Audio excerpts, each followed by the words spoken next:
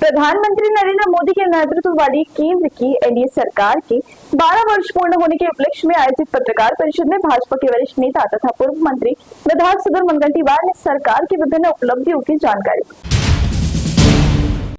प्रधानमंत्री नरेंद्र मोदी के नेतृत्व वाली केंद्र की एनडीए सरकार के 12 वर्ष पूर्ण होने के उपलक्ष्य में स्थानीय एनडीए होटल में आयोजित पत्रकार परिषद में भाजपा के वरिष्ठ नेता तथा पूर्व मंत्री विधायक सुधीर मुनगंटीवार ने सरकार की विभिन्न उपलब्धियों की जानकारी दी। इस दौरान उन्होंने केंद्र सरकार की योजनाओं, आर्थिक प्रगति तथा सामाजिक विकास से जुड़े विषयों पर विस्तार से प्रकाश डाला। पत्रकार परिषद में बेरोजगारी, पेपर लीक तथा सीजीपी इनके गठन से जुड़े सवालों पर प्रतिक्रिया देते हुए मुनगंटीवार ने कहा कि नीट पेपर लीक जैसी घटनाएं निश्चित रूप से चिंताजनक है, लेकिन शिक्षा व्यवस्था में पारदर्शिता बढ़ाने और ऐसी घटनाओं पर अंकुश लगाने के लिए केंद्र सरकार ठोस कदम उठा रही है। उन्होंने कहा कि देश संचालन के दौरान विभिन्न सरकार के कार्यकाल में चुनौतियां सामने आती है, किंतु सरकार का उद्देश्य व्यवस्था को अधिक मजबूत और जवाबदेही बनाना है। मुनगंटीवार ने बताया कि प्रधानमंत्री नरेंद्र मोदी ने पदभार संभालने के बाद किसानों के कल्याण को सर्वोच्च प्राथमिकता देते हुए सबसे पहले पीएम किसान सम्मान निधि योजना से संबंधित फाइल पर हस्ताक्षर किए। उन्होंने कहा कि गरीब किसान और युवा महिलाएं सरकार के विकास नीति के केंद्र में तथा सबका साथ, सबका विकास, सबका विश्वास और सबका प्रयास सरकार का मूल मंत्र रहा है।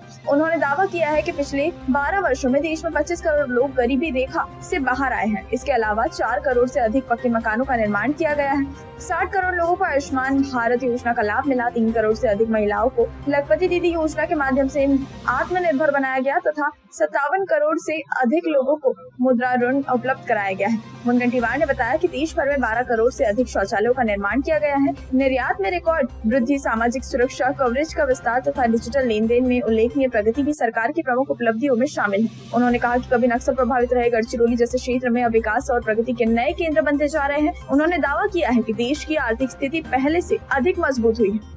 साधारणतः विश्वगौरव युगपुरुष प्रधान सेवक नरेंद्र मोदीजींवर जनतेने जो विश्वास व्यक्त केला, 2014 मध्ये 21,54,00,000 मतदारांनी आपल्या सदिच्छा दिल्या। 2019 मध्ये 27,38,00,000 मतदारांनी विश्वास व्यक्त केला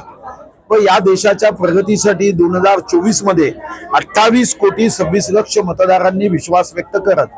माननीय पंतप्रधान महोदय यांना देशाची सेवा करण्याची संधी दिली। या संधीच्या संदर्भात जनतेचे आभार मानायचे आणि देशामध्ये जी प्रगती झाली, ज्यामध्ये आर्थिक महासत्ता म्हणून आपण पुढे येतोय, मेक इन इंडिया असेल, आत्मनिर्भर भारत असेल, मुद्रा योजना असेल, आयुष्यमान भारत योजना असेल, यूपीआय ची डिजिटल क्रांती असेल, मजबूत आणि स्वतंत्र अशी आपले परराष्ट्र धोरण फर्स्ट इंडिया फर्स्ट विषय असेल, संकट काळातील जगाचा मित्र म्हणून 100 देशापर्यंत आपण दिलं, वॅक्सिनेशन असेल, ग्लोबल लीडरशिप मध्ये G20 असेल, अशा अनेक विषय, 81 कोटी लोकांना मोफत धान्य देण्याचा विषय असेल, शेतकऱ्यांच्या संदर्भात 11 कोटी शेतकऱ्यांपर्यंत सन्मान निधी देण्याचा विषय असेल, वेगवान वाहतुकीच्या साधनासाठी 2.5 लाख गावांपर्यंत इंटरनेट पोहोचवण्याचा विषय असेल, जनतेच्या सेवेसाठी हायवेज बनवण्याचा विषय असेल, अटल टनेल सारखे जगाने आश्चर्य करावे असे प्रकल्प असेल, या देशाच्या शैक्षणिक क्रांतीमध्ये अनेक घेतलेले निर्णय असेल, 23 पेक्षा जास्त एम्स हॉस्पिटल किंवा मेडिकल कॉलेजच्या निर्मितीचा विषय असेल, आपला देश हा भयमुक्त भारत व्हावा, भूकमुक्त भारत व्हावा, नक्षलमुक्त भारत व्हावा, आतंक मुक्त भारत व्हावा, रोजगार युक्त भारत व्हावा, समरसता युक्त भारत व्हावा, स्वाभिमान युक्त भारत व्हावा, विश्वगौरव भारत व्हावा, सुख समाधान युक्त भारत व्हावा। या देशाच्या कन्याकुमारी पासून काश्मीर पर्यंत आणि कामरूप पासून कच्छ पर्यंत हम सब एक है, हिंदू मुस्लिम सिख ईसाई हम सब है भाई भाई, कुछ पार्टियां बांटने का काम करते आई।